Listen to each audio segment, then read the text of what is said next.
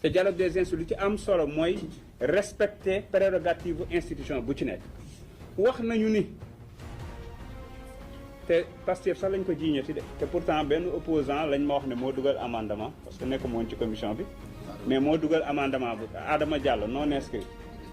pour ne Assemblée nationale mënuñ ko dissoudre plus de 2 fois ci benn mandat. Déjà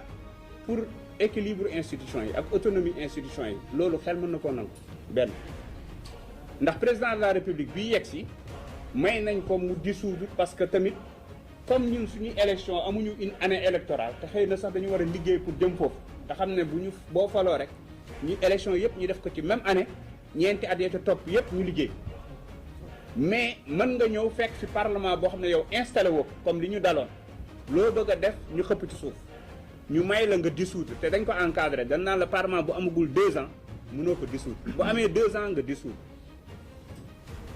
bu fekkente ne président bi am na droit de vie et de mort sur le parlement chaque 2 ans mu dissoudre parce que 2022 lañ dissoudre woon dissoudra 2024 bu ñu dissoudratee 2026 kan la ñuy am parlement bu stable mais surtout mais 15 milliards 20 milliards en l'air waaye dafa am arme boobu dañ ko jox président de la république jox arme bu ñuy wax motion de censure assemblée nationale may dégg ñu ne dañoo yokkal assemblée nationale nombre de motion de censure wàññil président dissolution demeewul noonu ndax assemblée nationale texte yi da leen a may ni mën nañu def benn motion par session waaw mais session ordinaire bi mën nañ def benn motion du ma juriste xëy na juriste yi mën nañ ko comprendre mais combien de sessions extraordinaires on peut faire daaw du def dañ ñaar donc ñun mënoon nañu à chaque fois que de besoin ñu def une session extraordinaire uniquement pour def motion daaneel gouvernement ñu ne dañ koy limiter maximum benn session ordinaire benn session extraordinaire donc au contraire benn session hors session donc au contraire on a rationalisé le nombre de motions parce que ñi lëndëmal xeet yi Sénégal nag bu ñu jëlee rek ci lu gàtt depuis 2000 ak léegi bi président Abdoulaye Wade ñëwee plus d'une dizaine de réformes constitutionnelles am na ndax day mel ni daa mel ni lu bees la Pastef nag moo tàmm lu mu yëkkati rek mu mel ni lu fi musul am la lu bees ñi ci ginnaaw bu ñu mënee dimbale rek ñu mën a concentré wu ci li ñuy def lu ëpp 10 réformes constitutionnelles am na ñaar ñoo ci jaar référendum bu président Abdoulaye Wade 2001 la suma juumul bu président Macky Sall 2016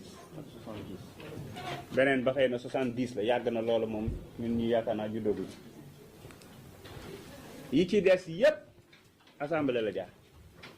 ba bi ci mujj 2024 bi weesu yaakaar naa ne président Macky Sall def na ci réforme assemblée la jaar waaye Pastef ci régime am def nañu réforme bu ngeen ko fàttali ko bi ñu supprimer HCCT conseil économique et social et cetera assemblée la jaar moo ne day kenn sàkkul woon dialogue kenn sàkkul woon leneen daa ñëw mu jaar normal dem mais bii ñuy def nii li ci am solo mooy ci dialogue la jógee boo xam ne dafa topp processus de dialogue bi yépp mën naa ne sax dialogue ay 2009 yooyu la jóge ba ci réforme institutionnelle yi nga xam ne professeur Amadou Makhtar Mbow moo ko jiite woon parce que li tax ma wax ko mooy bi ñu yegsee président de la république daal di woote dialogue parti yëpp dem ci société civile dem ci ngeen xam ne ñoo jiite woon comité bi du waa parti politique ay société civile ñoo fa nekkoon ay professeurs universitaires entre autres ñi def liggéey bu mucc ayib ba ñu paree président jël ko créer commission technique boo xam ne moo ci doon liggéey commission boobu tamit ay parti politique nekkuñu ci ay universitaires ay constitutionnalistes société civile ba ñu paree ñu jébbal ko ba ñu ko jébbalee jox na ko les ñi nga xam ne ñoo yor projet bi mooy li ngeen dégg fan yële ca ginnaaw benn conférence de presse am ñu ko doon wax am na comité boo xam ne président Ousmane Sonko bi ñu ko jébbalee texte yi ñun ñoo ci doon liggéey te ñi toog fii ñun ñeent ñii ñëpp ci lañ bokkoon Ayib Daffé Amadou Ba Maître Tall ak Sidi Alpha qui est le conseiller juridique du président moo ko nekkoon Alassane Ndiaye conseiller juridique du premier ministre Bamba Cissé Ngouda Mboup entre autres ñi liggéey ci anam yoo xam ne dañu ko def pour l'intérêt général et non l'intérêt exclusif d'un groupe wala d'une personne. Anecdote sax ma fàttale am na benn instant bi ñu liggéey ci wàññi maanaam yenn pouvoiru maanaam comme pouvoir lañ koy tuddee wala mais ñu dooleel pouvoiru premier ministre. L'actuel président de l'Assemblée nationale daf ñu fekk parce que boobu ñu ngi doon liggéey ci salle primature non Petit Palais mu ne ñu bu leen laal loolu bu leen ko def en tout cas pour man ñu ne ko d'accord. Alors l'objectif c'est quoi? C'était def benn constitution boo xam ne day transcender les régimes ñu xool ko nag ci fànn yépp de façon globale texte yépp ñu xool ko ba dëppoo ci pratiquement lépp daal di jël jox président de la République. Donc il faut ñu rappeler processus bi ñu yegg maanaam texte yi jógee ci dialogue bi la ñu dialoguewaat ko ñun tamit ci biir dans le cadre du projet avec ñu jege présidence ñu jege premier primature ñu jege assemblée nationale et des spécialistes ba génne texte yi bi ñu ko defee ba pare la ca topp mooy président waxoon nañu ne dinañu ko am fii ak le 31 mars ñu xaar ba 31 mars jot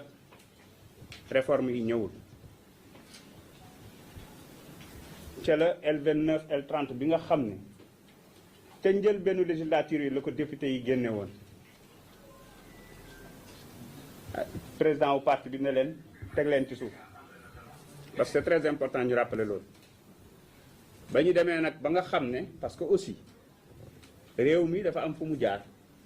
am ay problèmes yu bëri yu fi am yoo xam ne tripatouillage code électoral ak constitution moo ko indi ay nit faatu ci ainsi de suite te bi ci ëpp solo mooy bi nga xam ne dañuy xañ ay sénégalais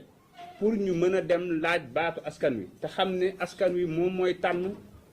parce que gis nañ yeneen réew boo jëlee fu mel ni États-Unis seen yoon nekkul ci lu président masa def ak nangam l'essentiel mooy bu dee askan wa ñoom d'accord nañ ne kii malgré tout moo ñu war a jiite ñu may ko chance boobu dëgg la nag am na yoo xam ne moom c'est normal que ku ci jaar ñu mën laa bañ a boole ci élection